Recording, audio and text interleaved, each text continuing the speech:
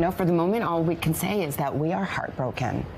I'm heartbroken for Matt. He is my dear, dear friend and my partner, and he is beloved by many, many people here. And I'm heartbroken for the brave colleague who came forward to tell her story, and any other women who have their own stories to tell.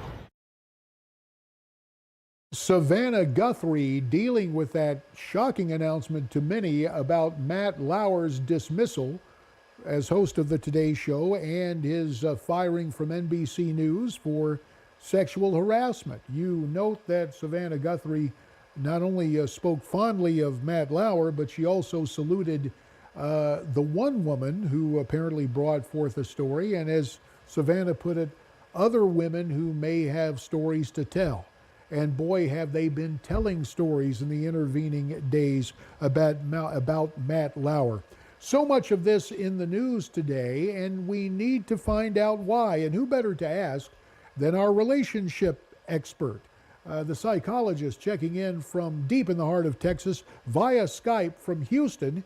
It's Jill Robin Payne. Jill, we appreciate your time. And I guess the first question I have is, with all of these cases, whether it's politically with Roy Moore or John Conyers or Al Franken, or in terms of television with a guy like Matt Lauer, it starts with one charge, and then it seems people come out of the woodwork. Why is that? It's very interesting, isn't it? It's also sort of scary. I want people to think about when you're on the dance floor, or when you're not on the dance floor and you're at a place where there's a little bar and a dance floor and no one's out there. Everybody's afraid to get out, and then one person gets out, and then all of a sudden everybody starts going out, even me, and they fight to get in the middle for protection. And what this is called is the selfish herd theory. And Hamilton came up with this. He's a evolutionary biologist, and basically all animals do it. It's just something that we do when we're in fear of something and we're afraid to stand up, or we stand up for ourselves, or we're just fearful of getting hurt in some way. We want others to protect us like a wall. So that's really what's happening. And it's scary because then people may start to get what is called mob mentality. So we're not sure who to believe, who not to believe, because this is something that people do.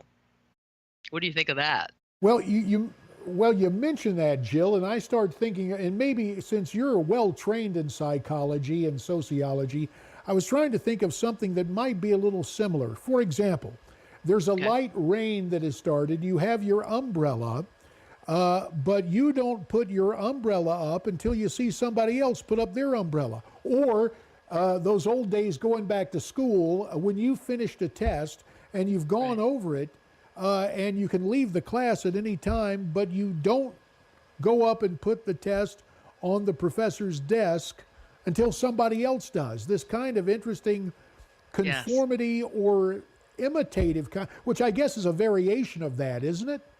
Right. It's we question ourselves, and it's evolutionary because we look at others, and if they're in our group, it's called conformity bias. So we will conform to someone in our group even if we know that it's wrong.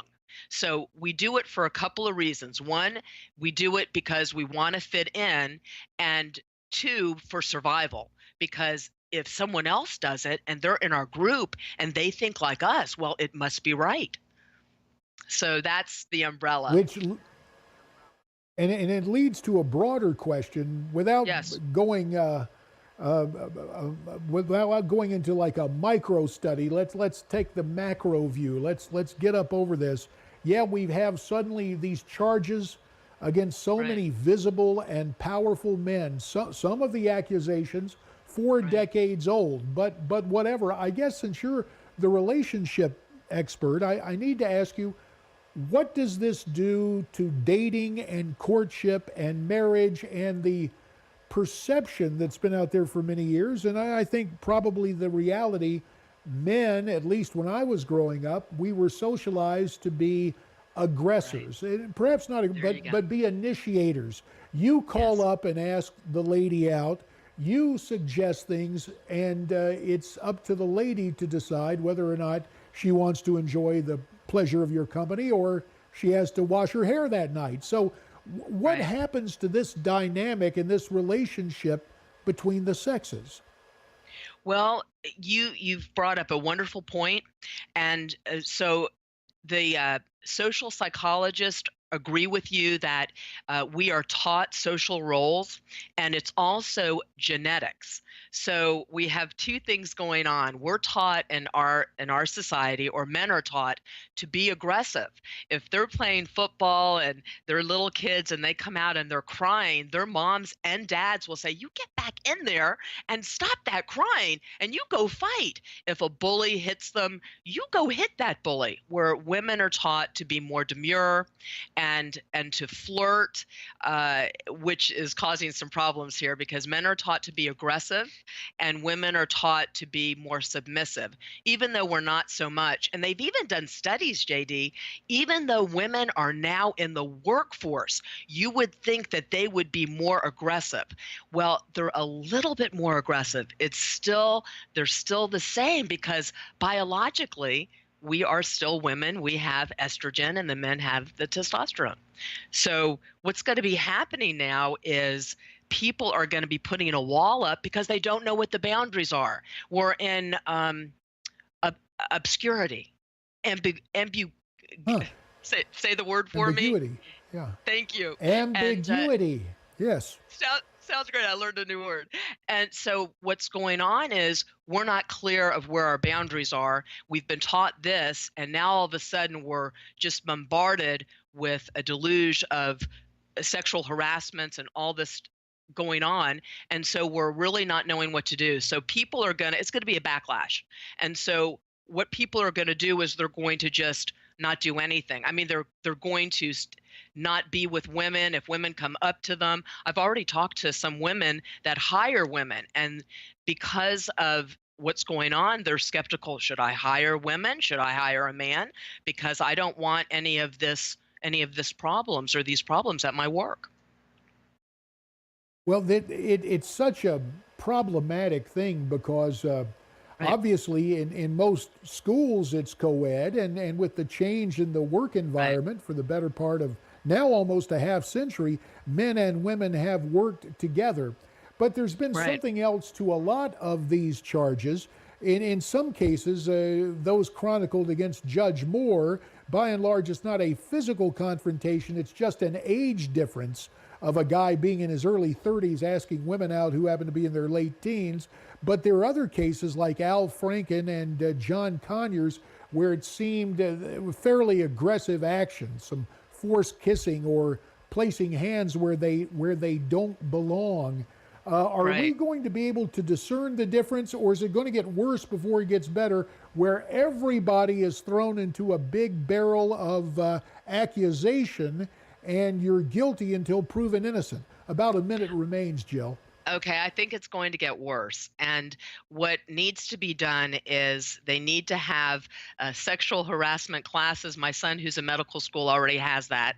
And he even said to me the other day, he says, "Mom, I just took this class, and now that I know this, I'm going to have somebody with me every time I see a client or a patient." And so I think I was talking on my radio show today, and sexual harassment is not just physical, it's also verbal. So it's very complex because if I touch you, JD, that is a violation, and I'm touchy-feely. So it's going to be it's a conundrum. How close are we going to be getting to somebody? It's your guess is as good as mine. I say we need to take classes in it and then find out what happens. Well, maybe it's evocative of that old song, "Tell Me No Lies and Keep Your Hands to Yourself." So maybe that's something without a class we'll go with. Jill Robin Payne from Houston, we thank you so much. I'll be back with more right after this.